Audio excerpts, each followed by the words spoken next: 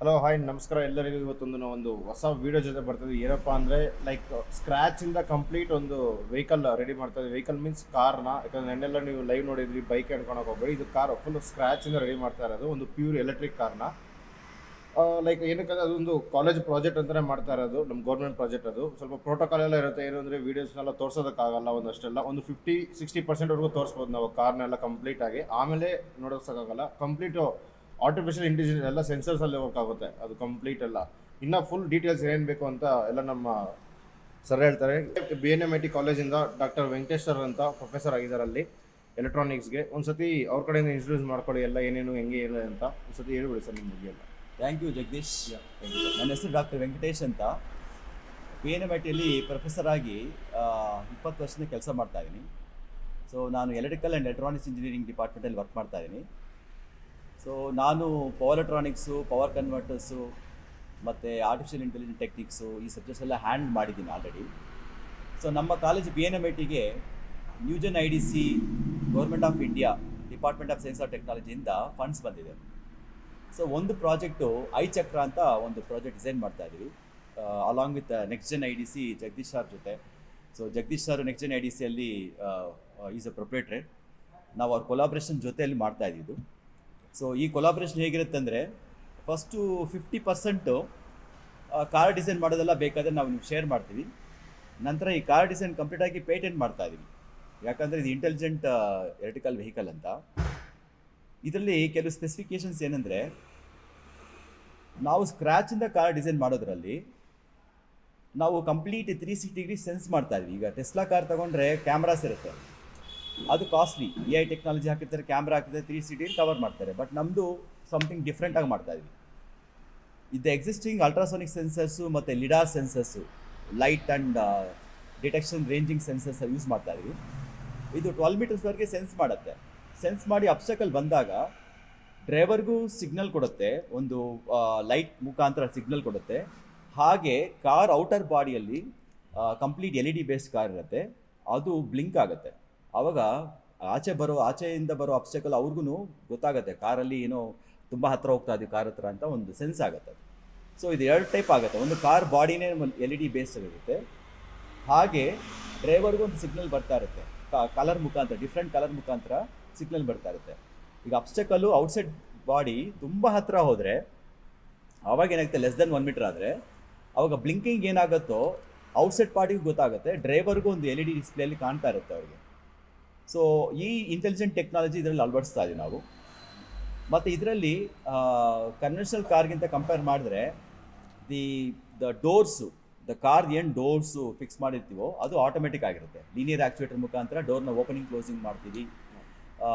ಹಾಗೆ ಅದರಲ್ಲಿ ಏನು ಎಲೆಕ್ಟ್ರಾನಿಕ್ ಪಾರ್ಟ್ಸ್ ಬರುತ್ತೋ ಆ ಇಂಟೆಲಿಜೆಂಟ್ ಟೆಕ್ನಾಲಜಿ ನಾವು ಅಳವಡಿಸ್ತಾ ಇದ್ದೀವಿ. ಮತ್ತು ಕಾರ್ ಡಿಸೈನ್ ಫ್ರಮ್ ದ ಸ್ಕ್ರ್ಯಾಚಿಂದ ಮಾಡೋದ್ರಿಂದ, so next gen IDC Jagadish ಅವರು ಅದ್ರ ಬಗ್ಗೆ ಸ್ವಲ್ಪ ಶೇರ್ ಮಾಡ್ತಾರೆ ಯಾವ ಥರ ಮಾಡ್ತಾ ಇದೀವಿ ಅಂತ. ಸೊ ಇದು ಯಾವ ಕಾರು ನಾವು ಹೋಲಿಸ್ತಾ ಇಲ್ಲ, ನಮ್ಮದು ಡಿಸೈನೇ ಏರೋಡೈನಮಿಕ್ಸ್ ಡಿಫ್ರೆಂಟ್ ಆಗಿರುತ್ತೆ. So body structure all together different ಆಗುತ್ತೆ. ಈ ಡಿಸೈನ್ ಯಾವ ಕಾರಲ್ಲಿ ಡಿಸೈನ್ ಬರಲ್ಲ ಇದು.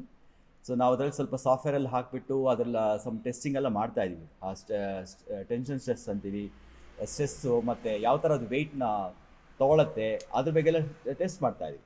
ಅದೆಲ್ಲ ಕ್ಲಿಕ್ ಆದರೆ ನಂತರ ನಾವು ಸ್ಕ್ರ್ಯಾಚಿಂದ ವೆಲ್ಡಿಂಗ್ ಮಾಡ್ತಾಯಿದ್ದೀವಿ, ಸ್ಕ್ರ್ಯಾಚಿಂದ ಡಿಸೈನ್ ಮಾಡ್ತಾಯಿದ್ದೀವಿ. ಜಗದೀಶ್ ಅವರು ಸ್ವಲ್ಪ ಶೇರ್ ಮಾಡ್ತಾರೆ, ಕಾರ್ ಬಾಡಿ ಯಾವ ಥರ ಮಾಡ್ತೀವಿ ಅಂತಲೂ ಹೇಳ್ತಾರೆ. ಸರ್ ಹೇಳಿದ್ರಲ್ಲ ಇಷ್ಟವರೆಗೂ ಅವರು ಏನೇನು ಸಾಫ್ಟ್ವೇರ್ಸ್ ಆಗಲಿ, ಏನು ಇಂಟೆಲಿಜೆನ್ಸ್ ಥರ ವರ್ಕ್ ಆಗುತ್ತೆ ಎಲ್ಲ ಕಾರೆಲ್ಲ. ಇದು ಬಂದ್ಬಿಟ್ಟು ಕಂಪ್ಲೀಟ್ ಚಾರ್ಜ್ ಎಲ್ಲ ನಾವೇ ಬಿಲ್ಡ್ ಮಾಡ್ತಾರೆ ಇಲ್ಲ, ಫಸ್ಟು ಸ್ಕ್ರ್ಯಾಚಿಂದ ಹಿಡಿದು ಕಂಪ್ಲೀಟಾಗಿ. ಅದು ಬಂದ್ಬಿಟ್ಟು ಮೋಟಾರ್ ಬಂದ್ಬಿಟ್ಟು 2 kW ಯೂಸ್ ಮಾಡಿ ವಿತ್ ಡಿಫ್ರೆನ್ಷಿಯಲ್ ಯೂಸ್ ಮಾಡ್ತಾಯಿದ್ವಿ. ಡಿಫ್ರೆನ್ಷಿಯಲ್ ಬ್ಯಾಕ್ ವೀಲ್ಗೆ, ಬ್ಯಾಕ್ ವೀಲ್ ಫ್ರಂಟ್ ವೀಲ್ಗೆ ಯೂಸ್ ಮಾಡ್ತಾಯಿಲ್ಲ ನಾವು, ಬ್ಯಾಕ್ ವೀಲ್ಗೆ ಡಿಫ್ರೆನ್ಷಿಯಲ್ ಯೂಸ್ ಮಾಡಿ ಮಾಡ್ತಾ ಇರೋದು. 42 ಇಂಚಸ್ ಡಿಫ್ರೆನ್ಷಿಯಲ್ ಸೈಜ್ ಬಂದ್ಬಿಟ್ಟು 2 kW up means mid drive motor, like full high torque ಇದೆ. ಅದು ಡೀಟೇಲ್ಸ್ ಎಲ್ಲ ನೆಕ್ಸ್ಟ್ ಬರೋ ವೀಡಿಯೋಸಲ್ಲೆಲ್ಲ ಹಾಕ್ತೀನಿ, ಮೋಟರ್ ಡೀಟೇಲ್ಸ್ ಆಗಲಿ ಇದೆಲ್ಲ ಕಂಪ್ಲೀಟಾಗಿ. ಯಾಕಂದರೆ ಆಲ್ರೆಡಿ ನಾನು ಅನ್ಬಾಕ್ಸಿಂಗ್ ಆಗಿದೆ ಅದೇ ವೀಡಿಯೋನ, ಜಸ್ಟ್ ಅಲ್ಲೂ ನೋಡ್ಕೊಬೋದು. ಬ್ಯಾಟ್ರಿ ಬಂದ್ಬಿಟ್ಟು 60 volts ಕಾನ್ಫಿಗರೇಷನ್ ಮತ್ತು 100 amps ಬ್ಯಾಟ್ರಿ ಯೂಸ್ ಮಾಡ್ತಾಯಿದ್ವಿ. ಅರೌಂಡ್ ಒಂದು 80 km ಬರಬೇಕಂತ ಮೈಲೇಜು. ಟಾಪ್ ಸ್ಪೀಡ್ ಬಂದ್ಬಿಟ್ಟು ವೆಹಿಕಲ್ ಅರೌಂಡ್ ಒಂದು 50 to 55 ನಾವು ಎಕ್ಸ್ಪೆಕ್ಟ್ ಮಾಡ್ತಾ ಇರೋದು. ಅದಕ್ಕೋಸ್ಕರ ಕಂಪ್ಲೀಟ್ ಚಾರ್ಜ್ ಇದು ಹೈ ಕ್ವಾಲಿಟಿನೂ ಇರಬೇಕು, ವೆಯ್ಟ್ ಲಾಸ್ ಮಾಡೋಕ್ಕೂ ಟ್ರೈ ಮಾಡ್ತಾಯಿದ್ವಿ ಎಲ್ಲ ಕೂತ್ಕೊಂಡು ಡಿಸ್ಕಷನ್ ಮಾಡಿ. ನಾವೆಲ್ಲ ಒಂದು ಅರೌಂಡ್ ಒಂದು 10 ಮೆಂಬರ್ಸ್ ಟೀಮ್ ಇದ್ವಿ. ಇವ್ರ ಸ್ಟೂಡೆಂಟ್ಸ್ ಒಂದು 6 ಮೆಂಬರ್ಸು, ನಾವೊಂದು 4-5 ಮೆಂಬರ್ಸ್ ಇದ್ದೀವಿ ನಾವೆಲ್ಲ ಆಫೀಸಿಂದ ಆಗಲಿ ಎಲ್ಲ. ಬಟ್ ಇದೇನೊಂದು ಟೈಮ್ ಪೀರಿಯಡು ತುಂಬ ಕಡಿಮೆ ಇದೆ, ವಿತ್ ಚಾಲೆಂಜಿಂಗು, ಕಾಸ್ಟ್ ವೈಸ್ ಆಗಲಿ ಎಲ್ಲದಕ್ಕೂ ಚಾಲೆಂಜಿಂಗೇ ಇದೆ. ಕಾಸ್ಟ್ ಎಷ್ಟು ಆಲ್ಮೋಸ್ಟ್ ಒಂದು 2 lakhs ಒಳಗೆ ಮಾಡಬೇಕಂತಾನೆ ಕಾಸ್ಟು. ಯಾಕಂದರೆ 2 lakhs ಒಳಗೆ ಇಷ್ಟೆಲ್ಲ ಕಾರ್ ಬರಬೇಕಂತಲೇ ಮಾಡ್ತಾ ಇರೋದು. ಅದಕ್ಕೆಲ್ಲ ಸೆನ್ಸರ್ಸ್ ಯೂಸ್ ಮಾಡ್ತಾರೆ. ಯಾಕಂದರೆ ಕ್ಯಾಮ್ರಾಸ್ ಎಲ್ಲ ಯೂಸ್ ಮಾಡ್ಬೋದು, ಎಲ್ಲ ಕಾರ್ಸಲ್ಲಿ ಕ್ಯಾಮ್ರಾ ಯೂಸ್ ಮಾಡಿದ್ದಾರೆ ಎಲ್ಲ. ಬಟ್ ಅದು ಇಮೇಜು ಇದಕ್ಕೆಲ್ಲ ತುಂಬ ಕಾಸ್ಟ್ ವೈಸು ತುಂಬ ಜಾಸ್ತಿ ಆಗುತ್ತೆ ಅಂದ್ಬಿಟ್ಟು ಎಲ್ಲ ಸೆನ್ಸರ್ ಯೂಸ್ ಮಾಡಿ ಮಾಡ್ತಿರೋದು ಈ ಕಾರ್ನ. ಇನ್ನೇನೋ ನಮ್ಮ ಜಸ್ಟ್ ಒಂದು ಸತಿ ಅವ್ರ ಹುಡುಗರ ಬಗ್ಗೆ, ಸ್ಟೂಡೆಂಟ್ಸ್ ಬಗ್ಗೆ ಎಲ್ಲ ಹೇಳೋದಕ್ಕೆ ಸರ್ ಒಂದು ಸತಿ ಎಕ್ಸ್ಪ್ಲೇನ್ ಕೊಡ್ತೀನಿ, ಹೇಳಿ ಸರ್. Thank you Jagadish. ಈಗ ಎಲೆಕ್ಟ್ರಿಕಲ್ ವೆಹಿಕಲ್ ಕಾರ್ ತಗೊಂಡ್ರೆ ಅದರಲ್ಲಿ ಎಲೆಕ್ಟ್ರಿಕಲ್ ಪಾರ್ಟ್ಸ್ ಇದೆ, ಎಲೆಕ್ಟ್ರಾನಿಕ್ ಪಾರ್ಟ್ಸ್ ಇದೆ, ಮತ್ತು ಕಮ್ಯುನಿಕೇಷನ್ ಸಿಗ್ನಲ್ಸ್ ಬರುತ್ತೆ, ಆರ್ಟಿಫಿಷಿಯಲ್ ಇಂಟೆಲಿಜೆನ್ಸ್ ಬರುತ್ತೆ, ಈವನ್ ಮೆಕ್ಯಾನಿಕಲ್ ಡಿಸೈನು ತುಂಬ ಇಂಪಾರ್ಟೆಂಟ್ ಆಗುತ್ತೆ. ಹಾಗಾಗಿ ನಾವೇನು ಮಾಡಿದ್ವಿ ಕಾಲೇಜಲ್ಲಿ, ಎಲೆಕ್ಟ್ರಿಕಲ್ ಮಕ್ಕಳು 4 ಜನ ತೊಗೊಂಡಿದ್ವಿ, ಮೆಕ್ಯಾನಿಕಲಿಂದ 2 ತೊಗೊಂಡಿದ್ದೀವಿ. ಮತ್ತು ನಮ್ಮ HOD ಡಾಕ್ಟರ್ R V ಪರಿಮಳ ಅವರು ಇದ್ದಾರೆ ಈ ಟೀಮಲ್ಲಿ. ಮತ್ತು ಮೆಕ್ಯಾನಿಕಲ್ ಡಿಪಾರ್ಟ್ಮೆಂಟಿಂದ ಡಾಕ್ಟರ್ ಶಿವಲಿಂಗಪ್ಪ ಅಂತ ಇದ್ದಾರೆ. ಸೊ ನಾವು 3 ಜನ ಟೀಚರ್ ಇದ್ದೀವಿ, ಮತ್ತು 6 ಜನ ಮಕ್ಕಳಿದ್ದಾರೆ. 4 ಜನ ಎಲೆಕ್ಟ್ರಿಕಲಿಂದ, 2 ಮೆಕ್ಯಾನಿಕಲಿಂದ ಇದ್ದಾರೆ. ಸೊ ನಾವೇ ಅಲ್ಲಿ 9 ಜನ ಇದ್ದೀವಿ, ಮತ್ತು ಜಗದೀಶು 10 ಜನ ಟೀಮ್ ಸರ್ ಹೇಳಿದ್ದು ಅದೇ 10 ಜನ ಇದ್ದೀವಿ. ಯಾಕಂದರೆ ಇದು ಕೊಲಾಬ್ರೇಟಿವ್ ಪ್ರಾಡಕ್ಟ್ ಇದು. ಸೊ ಒಂದು ಎಲೆಕ್ಟ್ರಿಕಲ್ ಅವರೇ ಮಾಡೋಕ್ಕಾಗಲ್ಲ, ಇಲ್ಲ ಮೆಕ್ಯಾನಿಕಲ್ ಅವರು ಮಾಡೋಕ್ಕಾಗಲ್ಲ, ಎಲೆಕ್ಟ್ರಾನಿಕ್ಸ್ ಅವರು ಮಾಡೋಕ್ಕಾಗಲ್ಲ. ಎಲ್ಲರೂ ಸೇರ್ಕೊಂಡು ಮಾಡೋದ್ರಿಂದ ಎಲ್ಲರ ನಾಲೆಜು ಶೇರ್ ಆಗಿ ಒಂದು ಬ್ಯೂಟಿಫುಲ್ ಪ್ರಾಡಕ್ಟ್ ಆಗಿ ನಾವು ಕನ್ವರ್ಟ್ ಮಾಡ್ಬೋದು ಇದರಲ್ಲಿ. ಅದರಲ್ಲಿ ಮತ್ತು ಕಮ್ಯುನಿಕೇಷನ್ ಸಿಗ್ನಲ್ಸು ತುಂಬ ಇಂಪಾರ್ಟೆಂಟ್ ಇದರಲ್ಲಿ. ಕಾರಲ್ಲಿ ಓಡಿಸ್ಬೇಕಾದ್ರೆ ಸೇಫ್ಟಿ ತುಂಬ ಇಂಪಾರ್ಟೆಂಟ್. ನಾವು ಕಾರ್ ಡಿಸೈನ್ ಮಾಡಿದ್ಮೇಲೆ ಸೇಫ್ಟಿ ಕರೆಕ್ಟಾಗಿರಬೇಕು ಡ್ರೈವರ್ಗೆ ಮತ್ತು ಪ್ಯಾಸೆಂಜರ್ಗೂ ಅಷ್ಟೇ. ಸೊ ಸೇಫ್ಟಿ ಪ್ರಿಕಾಷನ್ಸ್ ತುಂಬ ತೊಗೊಳ್ತಾ ಇದ್ದೀವಿ, ಸೇಫ್ಟಿ ಸೆನ್ಸರ್ಸ್ ಇದೆ ಇದರಲ್ಲಿ. ಸೊ ಈ ಕಾರಲ್ಲಿ ಈ ಎಲೆಕ್ಟ್ರಾನಿಕ್ ಐಟಮ್ಸ್ ಅಲ್ಲದೆ ಮೆಕ್ಯಾನಿಕಲ್ ಸೇಫ್ಟಿನೂ ಇರುತ್ತೆ, ಎಲೆಕ್ಟ್ರಿಕಲ್ ಸೇಫ್ಟಿನೂ ಇರುತ್ತೆ, ಮತ್ತು ಇದರಲ್ಲಿ ರೀಜೆಂಟಿವ್ ಬ್ರೇಕಿಂಗ್ ಅಂತ ಇರುತ್ತೆ.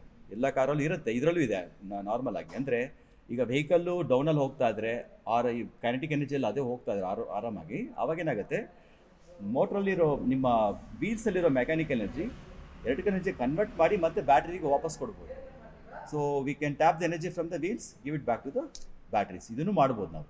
ಸೊ ಇದರಿಂದ ಏನಾಗುತ್ತೆ, ನಮಗೆ ಎಫಿಷಿಯನ್ಸಿ ಜಾಸ್ತಿ ಇರುತ್ತೆ. ಸೊ 90-100% ಅಂತ ಹೇಳ್ಬೋದು. ಸೊ ಇಲ್ಲ ಪವರ್ ಲಾಸ್ ಅಂತ ಏನಂತ ಹೇಳಿದ್ರೆ, ಈಗ ಮೋಟ್ರಲ್ಲಿ 90% ಎಫಿಷಿಯನ್ಸಿ ಇರುತ್ತೆ, 10% ಲಾಸ್ ಇರ್ಬೋದು ಮೋಟ್ರಲ್ಲಿ ತೊಗೊಂಡ್ರೆ, ಎಲೆಕ್ಟ್ರಿಕಲ್ ಮೋಟರ್ಸಲ್ಲಿ. ಬ್ಯಾಟ್ರಿಯಲ್ಲಿ ಒಂದು 20% ಲಾಸ್ ಅಂತ ತೊಗೊಂಡ್ರೆ, ಮ್ಯಾಕ್ಸಿಮಮ್ ತೊಗೊಂಡ್ರೂ ಹೀಟ್ ಆದರೆ 80-90% ಇರುತ್ತೆ. ಈ ಕ್ಯುಮುಲೇಟಿವ್ ಪವರ್ ಎಫಿಷಿಯನ್ಸಿ ತೊಗೊಂಡ್ರೆ ನಮಗೆ 85-90% ಎಫಿಷಿಯನ್ಸಿ ಬರುತ್ತೆ. ಈ ಕನ್ವೆನ್ಷನಲ್ ಕಾರಲ್ಲಿ ಏನಾಗುತ್ತೆ ಅಂದರೆ ಎಫಿಷಿಯನ್ಸಿ 25% ಮೇಲೆ ಹೋಗಲ್ಲ. ಸೊ ಥಿಯೇಟಿಕಲಿ 50% ಹೇಳ್ತಾರೆ, ಬಟ್ 25% ಬಗ್ಗೆ ಎಫಿಷಿಯನ್ಸಿ ಹೋಗೋದೇ ಇಲ್ಲ ಕನ್ವೆನ್ಷನಲ್ ಕಾರಲ್ಲಿ. ಸೊ ಇದುವರೆಗೆ ಯಾಕೆ ಕನ್ವೆನ್ಷನಲ್ ಕಾರ್ ಅಳವಡಿಸ್ಕೊಂಡಿದ್ದಾರೆ ಅಂತ ಹೇಳಿದ್ರೆ, ಕನ್ವೆನ್ಷನಲ್ ಕಾರಲ್ಲಿ ಈ ಪೆಟ್ರೋಲು ಡೀಸೆಲ್ನಾಗ ಏನು ಯೂಸ್ ಮಾಡ್ತೀವೋ ಅದರಲ್ಲಿ ಸ್ಪೆಸಿಫಿಕ್ ಎನರ್ಜಿ ತುಂಬ ಜಾಸ್ತಿ ಇರುತ್ತೆ. ಸ್ಪೆಸಿಫಿಕ್ ಎನರ್ಜಿ 12,000 Wh/kg ಇರುತ್ತೆ.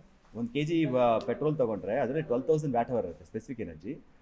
ಅದೇ ನಮ್ಮ ಲೆಡ್ ಆಸಿಡ್ ಬ್ಯಾಟ್ರಿ ತೊಗೊಂಡ್ರೆ ಬರೀ 80 ಇಲ್ಲ 100 Wh/kg ಇರುತ್ತೆ. ನಾವೀಗ ಲೀಥಿಯಂ ಅಯನ್ ಬ್ಯಾಟ್ರಿ ಮತ್ತು ಲೀಥಿಯಂ ಫಾಸ್ಫೇಟ್ ಅಳವಡಿಸ್ತಾ ಇದ್ದೀವಿ ನಾವೀಗ. ನೆಕ್ಸ್ಟ್ ಜನ್ IDC ಇಂಡಸ್ಟ್ರಿ ಅವರು ಇಂಪೋರ್ಟ್ ಮಾಡ್ಕೊತಾ ಇದ್ದಾರೆ ಲಿಥಿಯಂ ಫಾಸ್ಫೇಟ್ ಸೆಲ್ಸು. ಅದರದ್ದು ಸ್ಪೆಸಿಫಿಕ್ ಎನರ್ಜಿ ತೊಗೊಂಡ್ರೆ ಅದರದ್ದು ಆಲ್ಮೋಸ್ಟ್ ನಿಮಗೆ 260-300 ಬರುತ್ತೆ.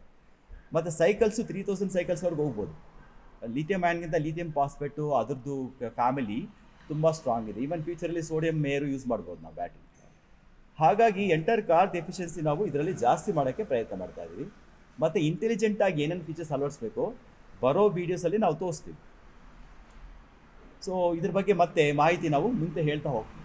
Okay sir, thank you. ಇವರು ನೋಡಿದ್ರಲ್ಲ ಸರ್ ಹೇಳಿದ್ದೆಲ್ಲ ಇದೆಲ್ಲ, ಬಟ್ ಇದೆಲ್ಲ ತುಂಬ ಅಷ್ಟು ಈಸಿ ಇರಲ್ಲ. ಡೇ ಬೈ ಡೇ ಎಲ್ಲರೂ ಸರು ಎಲ್ಲ ಟೀಮ್ ವರ್ಕ್ ತುಂಬಾ ಜಾಸ್ತಿ ಮಾಡ್ತಾನೆ ಇದ್ದೀವಿ. ಯಾಕಂದ್ರೆ ಟೈಮು ನಮಗೆ ಏಪ್ರಿಲ್ ಆಲ್ಮೋಸ್ಟ್ 10th ಒಳಗೆ ಮುಗಿಸ್ಬೇಕು. ಏಪ್ರಿಲ್ 10th ಒಳಗೆ ಮುಗಿಸ್ಬೇಕು.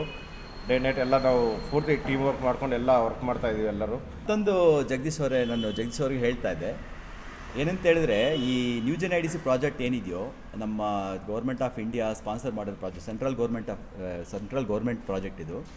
ಸೊ ನಮ್ಮ ಮ್ಯಾನೇಜ್ಮೆಂಟು ಕಾತುರವಾಗಿದೆ. ಹಾಗಾಗಿ ನಮ್ಮ ಮ್ಯಾನೇಜ್ಮೆಂಟೇ ನೆಕ್ಸ್ಟ್ ಜೆನ್ IDC ಕಂಪನಿಗೆ ವಾರಕ್ಕೆ 3 ಸಲ ಕಳಿಸ್ತಾ ಇದ್ದಾರೆ. ಸೊ ರಿಸರ್ಚ್ ಮಾಡಿ ಬೇಗ ಮುಗಿಸ್ಬೇಕು ಅಂತ. ನಮ್ಮ ಟಾರ್ಗೆಟ್ 1 ಮಂತಲ್ಲಿ ಮುಗಿಸ್ಬೇಕಂತ.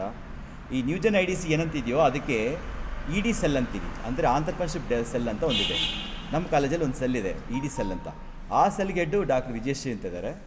ಸೊ ಅವರು ಅಂಡರ್ ವಿಜಯಶ್ರೀ ಮೇಡಮ್ಮು ಕಂಟ್ರೋಲಲ್ಲೇ ನಾವು ಇದೆಲ್ಲ ಮಾಡ್ತಾಯಿದ್ವಿ. ಅವ್ರಿಗೂ ಥ್ಯಾಂಕ್ಸ್ ಹೇಳಕ್ಕೆ ಇಷ್ಟಪಡ್ತೀವಿ.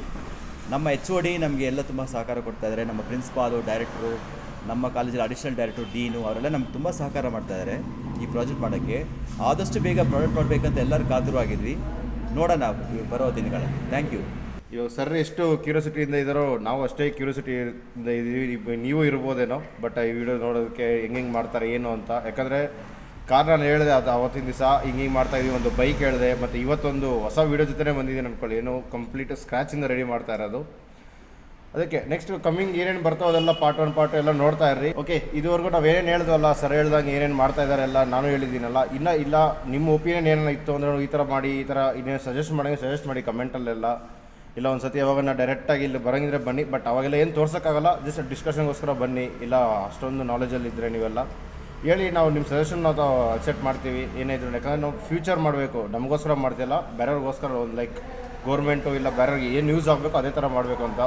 ಇವಾಗೆಲ್ಲ ಇಂಪೋರ್ಟ್ ಮಾಡ್ಕೊಂಡು ಎಲ್ಲ ಈ ಥರ ಮಾಡ್ತಾಯಿದೆ. ಬಟ್ ನಾವು ಅದ್ರ ಏನೇನು ಕಂಪ್ಲೀಟ್ ಮೇಡ್ ಇನ್ ಇಂಡಿಯಾ ಮಾಡೋಣ ಅಂತಲೇ ಮಾಡ್ತಾ ಇರೋದು. ಇದುವರೆಗೂ ನಾವು ಏನೇನು ಹೇಳಿದ್ವಲ್ಲ, ಸರ್ ಹೇಳ್ದಂಗೆ ಏನೇನು ಮಾಡ್ತಾ ಇದ್ದಾರೆ ಎಲ್ಲ ನಾನು ಹೇಳಿದ್ದೀನಲ್ಲ. ಇಲ್ಲ ನಿಮ್ಮ ಒಪಿನಿಯನ್ ಏನೇನು ಇತ್ತು ಅಂದರೆ ಈ ಥರ ಮಾಡಿ, ಈ ಥರ ಇನ್ನೇನು ಸಜೆಸ್ಟ್ ಮಾಡಿ ಕಮೆಂಟಲ್ಲೆಲ್ಲ. ಇಲ್ಲ ಒಂದು ಸತಿ ಯಾವಾಗ ಡೈರೆಕ್ಟಾಗಿ ಇಲ್ಲಿ ಬರೋಂಗಿದ್ರೆ ಬನ್ನಿ, ಬಟ್ ಅವಾಗೆಲ್ಲ ಏನು ತೋರ್ಸೋಕ್ಕಾಗಲ್ಲ, ಜಸ್ಟ್ ಡಿಸ್ಕಷನ್ಗೋಸ್ಕರ ಬನ್ನಿ. ಇಲ್ಲ ಅಷ್ಟೊಂದು ನಾಲೆಜಲ್ಲಿ ಇದ್ದರೆ ನೀವೆಲ್ಲ ಹೇಳಿ, ನಾವು ನಿಮ್ಮ ಸಜೆಷನ್ ನಾವು ಅಕ್ಸೆಪ್ಟ್ ಮಾಡ್ತೀವಿ ಏನೇ ಇದ್ರು. ಯಾಕಂದರೆ ನಾವು ಫ್ಯೂಚರ್ ಮಾಡಬೇಕು, ನಮಗೋಸ್ಕರ ಮಾಡ್ತಿಲ್ಲ, ಬೇರೆಯವ್ರಿಗೋಸ್ಕರ. ಒಂದು ಲೈಕ್ ಗೌರ್ಮೆಂಟು ಇಲ್ಲ ಬೇರೆಯವ್ರಿಗೆ ಏನು ಯೂಸ್ ಆಗಬೇಕು ಅದೇ ಥರ ಮಾಡಬೇಕು ಅಂತ. ಇವಾಗೆಲ್ಲ ಇಂಪೋರ್ಟ್ ಮಾಡ್ಕೊಂಡು ಎಲ್ಲ ಈ ಥರ ಮಾಡ್ತಾಯಿದೆ. ಬಟ್ ನಾವು ಅದ್ರ ಏನೇನು ಕಂಪ್ಲೀಟ್ ಮೇಡ್ ಇನ್ ಇಂಡಿಯಾ ಮಾಡೋಣ ಅಂತಲೇ ಮಾಡ್ತಾ ಇರೋದು. ಈ ವಿಡಿಯೋ ಇಷ್ಟ ಆದರೆ ಲೈಕ್ ಮಾಡಿ, ಸಬ್ಸ್ಕ್ರೈಬ್ ಮಾಡಿ, ಶೇರ್ ಮಾಡಿ.